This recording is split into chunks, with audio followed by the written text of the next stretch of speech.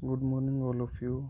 Today we are going to start our geography book Contemporary of India, Part 2 for Class 10. We are going to start our first chapter Resources and Development. So, dear students, this is our first lesson Resources and Development. Resources means संसाधन and development विकास। संसाधन और विकास जो है वो एक ही सिक्के के दो पहलू कह सकते हैं, यानी कि एक दूसरे के पूरक हैं, एक दूसरे के साथ चलेंगे। रिसोर्सेज जो संसाधन होते हैं वो किसी भी देश के विकास के लिए बहुत ही अहम भूमिका निभाते हैं, और उसी तरह जिस देश में ज़्यादा विकास होगा या वो देश विकसित होगा वो ज़्यादा से ज़्यादा संसाधनों का यूज़ कर पाएगा अच्छे तरीके से। So we are going to start. Let's read. Can you identify and name the various items used in making life comfortable in our villages and towns. क्या आप कुछ ऐसी चीज़ों को आइडेंटिफाई कर सकते हैं, पहचान सकते हैं जो हमारी लाइफ को जो है कंफर्टेबल, आरामदायक बनाती है, चाहे गांव में हो या शहर में। List the item and name the material used in their making. हमें उस आइटम का नाम बताना है और जो मटेरियल, जो भी तत्व उसमें या खनिज पदार्थ उसमें यूज़ किया है उसका नाम लिखना है। जैसे कि हमने चेयर बनाई तो उसमें क्या क्या यूज़ हुआ है, लकड़ी का यूज़ हुआ है। उसी तरह से फ़ैन है तो उसमें आयरन या जो भी अदर जो कॉपर वगैरह है वो यूज़ हुआ है वायरिंग के लिए। Everything available in our environment which can be used to satisfy our needs, provided it is technologically accessible, economically feasible, and culturally acceptable, can be termed as resource। ये हमारी संसाधन की परिभाषा है कि संसाधन हम किसे कहेंगे। हर एक वह वस्तु जो कि हमारे इन्वायरमेंट में अवेलेबल है, उपलब्ध है, विच कैन बी यूज, जो इस्तेमाल की जा सकती है, टू सेटिस्फाई आवर नीड्स, हमारी आवश्यकताओं की पूर्ति के लिए, प्रोवाइडेड, बशर्ते, यानी कि शर्त क्या क्या होती है उसके लिए, इट इज़ टेक्नोलॉजिकली एक्सेसिबल, यानी कि टेक्नोलॉजी क्या होती है, हमारी तकनीक के, तो जो तकनीक होती है हमारे पास उपलब्ध है उसके द्वारा उसको आराम से निकाला जा सकता है या दोहन किया जा सकता है या उसको यूज़ किया जा सकता है। इकोनॉमिकली फ़ीज़िबल, इकोनॉमिकली फ़ीज़िबल मतलब क्या है कि उस पे जो आने वाला खर्च है, यानी कि उसको निकालने में, बनाने में जितना खर्च आता है उससे ज़्यादा उससे हमें आमदनी होनी चाहिए, उसमें से प्रॉफिट होना चाहिए। And culturally acceptable can be termed as resources. और कल्चरली क्या होता है, सामाजिक रूप से या सांस्कृतिक रूप से हमारे एक्सेप्टेबल, यानी कि यूज़ करने के, इस्तेमाल करने के योग्य होनी चाहिए, उसे हम क्या कहेंगे, रिसोर्स कहेंगे।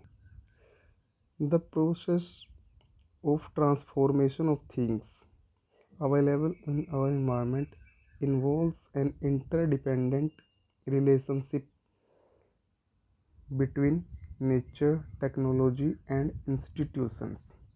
जो प्रोसेस है, यानी कि प्रक्रिया है, क्रिया है जो बनाने की, ट्रांसफॉर्मेशन क्या होता है, किसी वस्तु को बनाना, of things available in our environment, जो भी हमारे इन्वायरमेंट में या पर्यावरण में उपस्थित है, इन्वॉल्व्स, उसमें क्या क्या शामिल होता है, एन इंटरडिपेंडेंट रिलेशनशिप, उनके अंतर्गत जो भी संबंध स्थापित होते हैं, किन किन के अंतर्गत, बिटवीन नेचर, प्रकृति के, टेक्नोलॉजी, तकनीक जो हमारे पास उपलब्ध होती है, एंड इंस्टीट्यूशन, इंस्टीट्यूशन वो होते हैं संस्थान जहाँ पे भी हम उस वस्तु को बनाते हैं, उसका निर्माण करते हैं। Human being interact with nature, human being यानी कि मनुष्य, मानव जो है वो क्या करता है, इंटरेक्ट करता है, यानी कि नेचर के साथ मिल के, थ्रू टेक्नोलॉजी, तकनीक का इस्तेमाल करके, and create institution to accelerate their economic development, और संस्थाओं का निर्माण करता है। किसके लिए? हमारी जो इकोनॉमिक डेवलपमेंट है, यानी कि आर्थिक जो विकास है हमारा, उसको एक्सेलरेट क्या होता है, उसको जैसे हम गाड़ी में एक्सेलेटर होता है, वो एक्सेलरेट होता है, यानी कि उसकी गति को बढ़ाने के लिए, किसकी गति? आर्थिक विकास की गति को बढ़ाने के लिए हम इंस्टीट्यूशन स्थापित करते हैं, टेक्नोलॉजी का यूज़ करते हैं और नेचर के साथ मिलके क्या करते हैं, एक नई वस्तु बनाते हैं, क्रिएट करते हैं। Do you think that resources are free gifts of nature as is assumed by many? क्या आप भी ऐसा ही सोचते हैं जैसे दूसरे लोग मानते हैं कि रिसोर्सेज, संसाधन जो है वो प्रकृति द्वारा दिया गया एक गिफ्ट है? दे आर नॉट, लेकिन ऐसा नहीं है। Resources are a function of human activity. संसाधन जो है वो क्या होते हैं? फंक्शन, क्रिया होते हैं ऑफ ह्यूमन एक्टिविटी, यानी कि मनुष्य जो क्रियाएं करता है, क्रियाकलाप करता है, उसके द्वारा वो बनते हैं। Human beings themselves are essential components of resources. मानव भी है, वो क्या होते हैं? एक अपने आप में इसेंशियल, यानी कि आवश्यक जो है वो रिसोर्सेज होते हैं, कंपोनेंट्स होते हैं, तत्व होते हैं। They transform material available in our environment into resources. मनुष्य ही क्या करता है? उसको परिवर्तित करता है, ट्रांसफॉर्म करता है, स्थानांतरित करता है। किसको?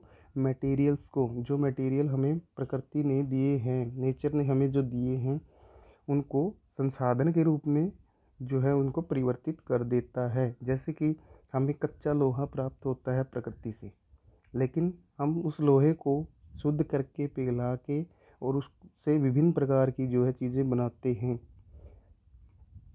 एंड यूज़ देम, और उनको हम क्या करते हैं? इस्तेमाल करते हैं। These resources can be classified in the following veg. ये जो संसाधन हैं उनको हम जो है विभिन्न तरीक़ों से क्लासीफाइड, मतलब क्या होता है? वर्गीकृत करना, बांटना, विभिन्न तरह से बांट सकते हैं। उनके बेसिस क्या होते हैं? आधार क्या होते हैं? किस आधार पर हम उनको बांटते हैं, वो ये पॉइंट दिए गए, हम उनको स्टडी करते हैं। On the basis of origin, biotic and abiotic. Basis of origin क्या होता है? उत्पत्ति के आधार पर, यानी कि जिस चीज़ से वो बने हैं वो बायोटिक यानी कि जैविक है या अबायोटिक या अजैविक है। जैसे कि कोयला है, वो बायोटिक, जो पेड़ पौधे हैं जैसे उनके दबने से बने हैं। पेट्रोलियम जो है वो जीव जंतुओं के दबने से उनके बना है। अबायोटिक क्यों होते हैं? जैसे कि आयरन वगैरह है, जो कि किसी जीवित प्राणी के दबने से नहीं बने। सेकंड है इसमें on the basis of exhaustibility, renewable and non renewable. Exhaustibility होता है उनकी समाप्यता के आधार पर, नष्ट होने के आधार पर। जैसे कि रिन्यूएबल यानी कि जिनको हम दोबारा बना सकते हैं, एंड नॉन रिन्यूएबल वो होंगे जिनको हम दोबारा से क्रिएट नहीं कर सकते। जैसे कि कोयला है, वो ख़त्म हो जाएगा। नॉन रिन्यूएबल कोयला, रिन्यूएबल होते हैं जिनको हम दोबारा बना सकते हैं, जैसे कि पेड़ पौधे हैं उनको। नेक्स्ट है on the basis of ownership. Ownership होता है किसका उसके ऊपर अधिकार है, उसका मालिक कौन है। तो इसमें 3 प्रकार से ये दिए गए हैं, 3 टाइप्स होते हैं। फर्स्ट है इंडिविजुअली, यानी कि व्यक्तिगत। जैसे आपकी खुद की कोई ज़मीन है, खेत है, लैंड है, तो उसके ऊपर आपका व्यक्तिगत अधिकार है। सेकंड है कम्युनिटी, यानी कि एक पूरे समाज का अधिकार उसके ऊपर हो। जैसे कोई भी बिल्डिंग है, सामुदायिक केंद्र है, स्कूल है, पंचायत की ज़मीन है। उसके बाद नेक्स्ट है नेशनल, राष्ट्रीय, जिसके ऊपर पूरे देश का अधिकार होता है वो रिसोर्सेज।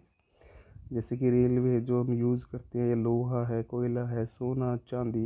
एंड इंटरनेशनल, और कुछ ऐसी चीज़ें होती हैं जिन पे पूरे विश्व का अधिकार होता है। जैसे कि एयर जो बेसिस होते हैं, हमारे जो आसमान में वायु उपलब्ध है, समुद्र है, उसमें भी अलग अलग तरह से इनको जो है डिवाइड किया जाता है, और वहाँ से जो खनिज पदार्थ या मटेरियल हमें मिलते हैं, संसाधन हमें मिलते हैं, उनका यूज़ जो है पूरा विश्व कर सकता है। नेक्स्ट है on the basis of status of development, यानी कि विकास के जो काम आती हैं चीज़ें, उनके आधार पर भी हम इनको 3 भागों में बांट सकते हैं। पहला है पोटेंशियल, यानी कि संभाव्यता, संभावना है, पोटेंशियल। सेकंड है डेवलप्ड स्टॉक, जो हमने विकसित कर लिए हैं, यानी कि जिनको का हमने पता लगा लिया है और वहाँ से हमने उनको निकालना शुरू कर दिया है। एंड रिजर्व्स, रिजर्व्स क्या होता है, इनको हमने क्या है रिज़र्व कर रखा है। जैसे कि बाइक में भी हमारे पेट्रोल के लिए जो नीचे उसमें रिज़र्व जब लगता है, इसका मतलब वो इतना बचेगा उसमें जब तक हम उसकी जो फ्यूल की वोल है उसको नहीं ऊपर नीचे करते। तो ये 3 चीज़ें होती हैं। संभावना होती है जैसे कि अंटार्कटिका महाद्वीप है, वहाँ पे यूरेनियम के बहुत बड़े भंडार होने की संभावना है, लेकिन अभी हम उनको निकाल नहीं सकते क्योंकि हमने सिर्फ पता लगाया है, संभावना है, हमने उसे निकाला नहीं है। डेवलप्ड स्टॉक वो होता है जहाँ से हम वो चीज़ें निकालना शुरू कर चुके हैं। और रिजर्व्स होते हैं, यानी कि रिजर्व करके रखा है ताकि आने वाली पीढ़ियाँ जो है, आप लोग जो है उनको इस्तेमाल कर सकें, वो उनको देख सकें। सो स्टूडेंट्स, ये आज का टॉपिक था, आज हम यहीं तक करेंगे। उसके बाद आपको होमवर्क करना है, जो क्वेश्चन इसमें से अवेलेबल होंगे बनेंगे वो आप क्वेश्चन तैयार करने हैं। अभी जो हमने ये टॉपिक किया है इसमें ये फर्स्ट जो क्वेश्चन है सिर्फ वही बनता है। एमसीक्यू में जो पहला क्वेश्चन है ये आपको सॉल्व करना है और राइट एंड लर्न करना है। Okay guys, thank you so much.